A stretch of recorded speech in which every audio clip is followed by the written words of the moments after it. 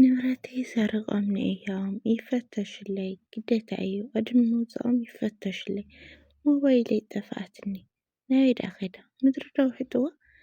ዋ ግዴታ ክፍተሽ እንሄዎም እዚኦም ሰብ ክጥይቑ ከይኾኑ ልመፅስ ክሰርቁ እዮም መፂኦም ሰላም ሰላም ሰላም ናይ ቻናለይ ተኸታተልቲ ከመይ ኢኹም ደሕና ዲኹም ኣነ ሰላም ኣምላክ ይመስገን በበይናኹምዎ ሰላምኩም ይብዛሕ ከመይ ኢልኩም ከመይ ኣምሽኹም ኣነ ሰላም እየ እግዚኣብሔር ይመስገን ብድጋሚ በበይናኹምዎ ሰላምኩም ብዝሕ ትርፍ ይበልለይ እናበልኩ ብኣርኸስ ንቻናለይ ሓደስቲ ዝኾንኩም ላይክ ሰብስክራይብ ብምግባር ቤተሰብ ሁኑ ቤተሰበይ ብልሙድ ሓናፂር ርእቶኹም ላይክ ኣብ ኮሜንት ብምቕማጥ ርእቶኹም ኣይፈልየኒ እናበልኩ ክቡራተይ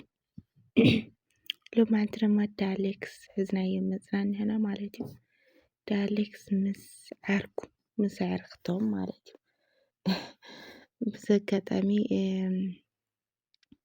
እንግዲህ ዋላ ዳ እኳ ፕራንክ ንምግባር ንኣሌክስ ከይኾነ እንታይ ልበሃል ንምስላ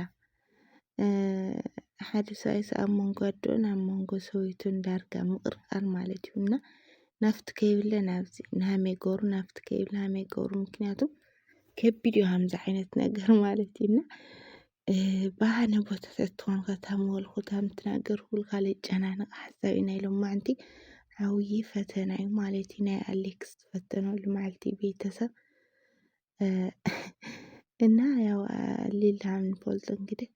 ሞባይለይ ጠፍእኒ ሞባይለይ ሰርቆምኒ ክፍትሽ እየ ትብለላ ጠረጴዛ ከሕፈሪ ብጣዕሚ ደንግፁ ብጣዕሚ ትሰክፉ እውን ማለት እዩ ኣነ ይፈልጦም እየ ከምዚ ዓይነት ዝገብሩ ኣይኮኑን ባዕለይ ጠንቂ ኣይፈልጦም እየ ስቐል ንዐይ ናብ ክላስና ከይድና ነውግዕ ገለ ክብላ ከሎ ቤተሰብ ኣይከድ ኢለ ኣብያቶ ማለት እዩ በዚ ኣጋጣሚ ትዕግስቲ ለከየድነቕኽዎ ይሓልፍ ካልኦት ድንኾነለ ትፍ ከብላ ነውሩ እዩ መበላ ነውሩ ምናምን ይብለኹ ማለት እዩ ትዕግስቱ ልገርም እዩ እና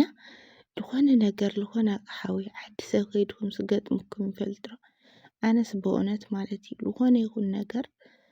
ኣብ ዝነበሩ ስናየ ከይዱ ገለ ክበሃል ተለኹ ኣብ ሓቀኛ ሂወት ማለት እዩ ዝኾነ ነገር ገሽነት ድዩ ገለ ከይድካሲ ካብ ዝኾነ ነገር ጠፉእ ክትበሃል ተለኻ ልንህቡ ኣነ ብእውነት ማርያም ንብለኩም ዋላ ዳ ንእሽተን ነገር ይኹን ዓብይ ነገር ይኹን ጠፉእ ክበሃል ከሎ ኣነ ኣብቲ ኣነ ልንህርክሉ ሰዓት የለይ ጠፉእ ገለ ክበሃል ከሎ ከመይ በቃ ሰውነተይ ከመይ ከም ዝሳቀቅ እንድዒ ብቻ ኩላሃ ኣነ ድኾን ስክፍ ይብል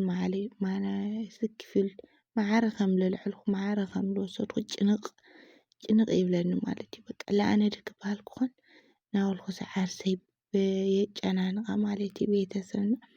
ሎማዓንቲ እዞም ቆልዑ ዋላ እኳ ብናዕሎም ፍቓድ ይኹን ግን ኣሌክስ ከመይ ከም ዝጨናነቐ ከመይ ከም ዝዳደደ ክነግረኩም ኣይክእልን ማለት እዩ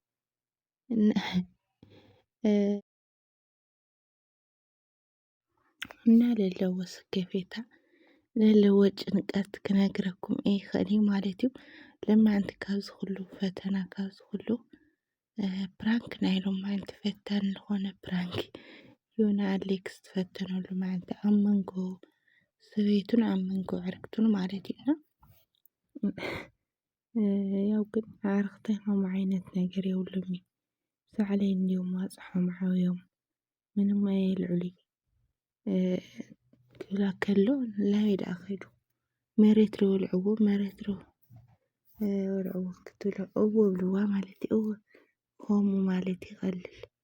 ከምኡ ማለት መሬት በልዕዎ ማለት ይቐልል ይብሉ ማለት ምስ ኣዕርክቶም ናይ ኣዕርክቱ ለለዎ እምነት ይፍለይ በዚ ኣጋጣሚ ማለት እዩ ብእውነት ኣብ ኣዕርክቱ ዝንህዎ እምነት ይፍለይ ግን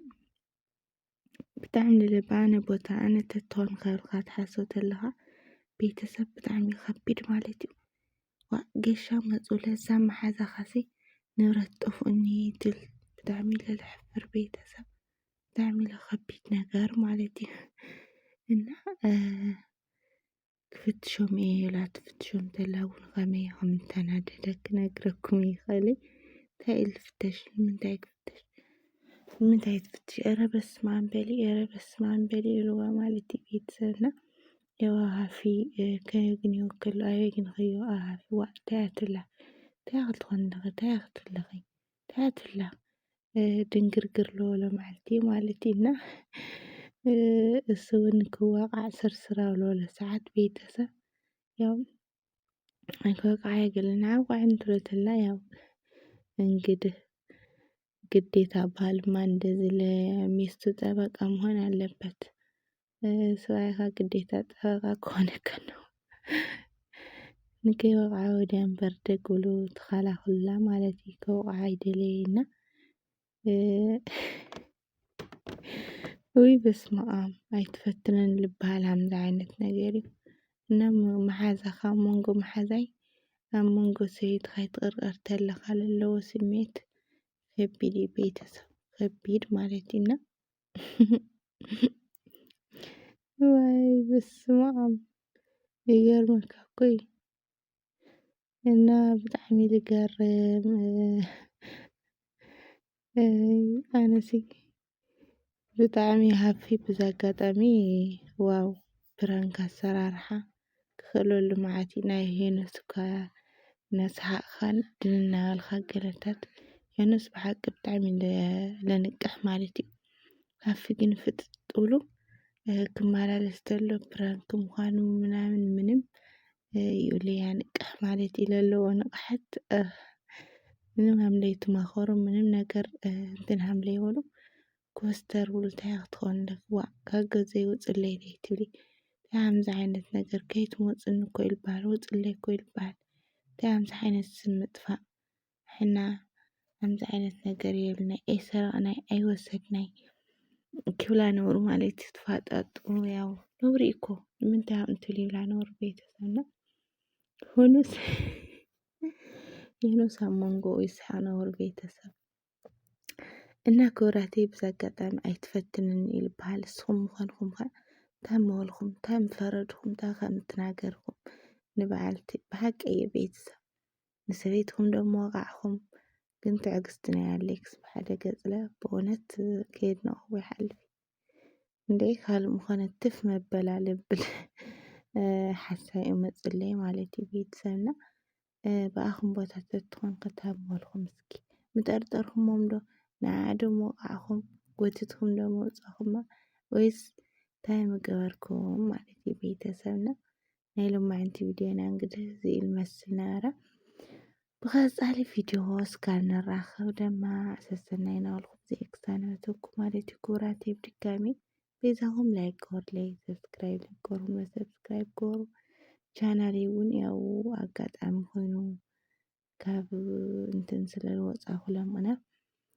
ቪድዮ ድበሃል ኣይለቐቕኩ እኒአና ካብቲ ዝነበረ ሰዓት ኣብ ልዕሊ ምውራዱ ከዚ እውን ናይ መጨረሻ ወርዱ እንሆና ብዝተኸኣለኩም መጠን ላይክ ነገርኩም ኣበራትዑኒ ማለት እዩ። ክቡራተይ እንግዲህ ላይክ ብጣዕሚ ስለ ዝጠቅም ክንዲ ሸር ስለ ዝጠቅሙ ማለት እዩና ላይክ ምግባር ኣይትሕመቁ ክቡራተይ እና ላይክ እንታይ ጥቕሙ ትብለለ ቫይራል ንክወፅእ ቪድዮ ብጣዕሚ እዩ ዝሕግዝና ብላይክ ንሞክሮ ኣብ ማንኛውም ዝኸድናዮ ቪድዮታት ማለት እዩ ቤተሰብ